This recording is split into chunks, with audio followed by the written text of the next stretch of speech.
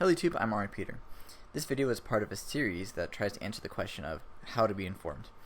I spent the last few videos talking about this diagram, which outlines my view on where we should focus our efforts in order to become more generally informed. Today I'm going to break from the pattern a bit and single out one of my specific priorities rather than keeping the discussion general. And that priority is time. As we close off the series, I wanted to give you some information that's more directly applicable to our lives. And a good way to do that is to show how my set of priorities are reflected in my time usage. A big point I'd like to clarify is that this diagram isn't supposed to reflect the distribution of how I spend my time. It's supposed to give me a sense for the importance of different issues, but I don't spend nearly all my time focusing on being informed on the different issues. For me, I'd like to think of there being 4 broad strategies to investing our time: experiences, mastery, drugs, and overhead. Experiences are activities that grow our perspective. This is the variety is the spice of life idea. Trying new things is good for our growth, and it also makes our lives more interesting. Mastery is when we apply a lot of focus towards a narrow field. Variety is healthy, but specificity is necessary if you want to achieve any sort of large goal.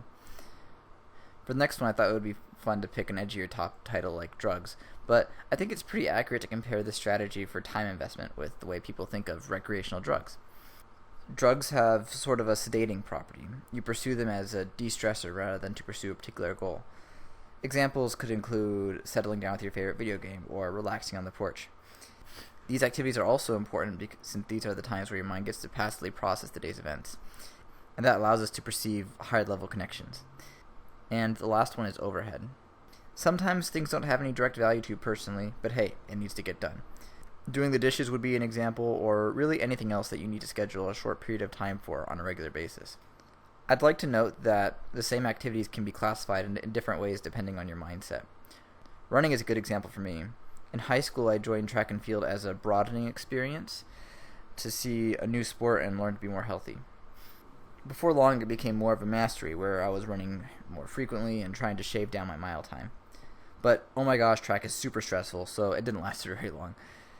Since then, I've had periods where I'd run every morning, but I wasn't timing myself.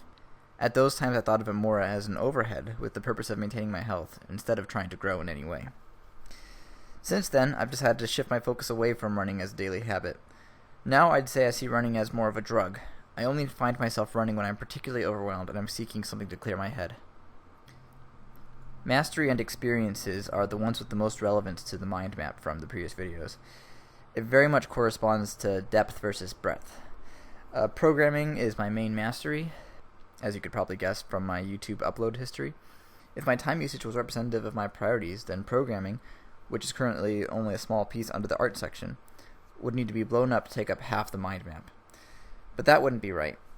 Even though I spend half my time towards that, I'm not saying that 50% of important issues are related to programming. It's actually not very important at all in the broad scheme of things, but that's okay. For society to achieve great things, they need people in every part of the mind map specializing and growing our understanding as a whole. Experiences are when you're taking a broad approach and trying to gain understanding of the big picture in general. The diagram is a much more useful tool for experience. We can follow the process outlined in the prioritization video, where we only focus on one thing at a time and then refer back to the diagram whenever we're ready to move on to the next area. So, how much time should we spend on a daily basis to grow our experience? The time expenditure towards this can vary a lot. On vacation, most of our time would probably be dedicated to new experiences. But for day-to-day habits, my goal for experience investment is to read 30 minutes a day. Side note, I know it's kind of weird to refer to reading as an experience, but I was looking for a concise word for deliberate broadening of perspective, and experience was the best I could come up with. For me, 30 minutes a day has been very useful for adding variety to my perspective. Notice that it's a lot less time than I spend toward mastery, but the beauty of investing in experience is that your marginal benefit is very high since you go into the topic not knowing very much.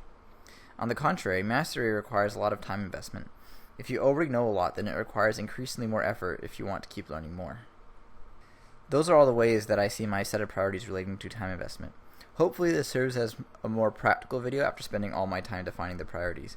There's one more video left, but after that it would be great to continue making more videos where I research each of these topics in more detail. I don't know when that would be. After all, so far I've spent 70 hours working on this series, and that's been spread out over more than a year. But in the meantime, please leave comments saying what you think of my current model. The more critical, the better. And if you feel comfortable, you can also use the link in the description to share your own set of priorities. After all, doing more research and making more videos can only grow my perspective if my set of priorities are correct. And I need your help to make sure that I have the initial structure as close to the truth as possible. For today's additional resources, I'm recommending Essentialism by McKeown.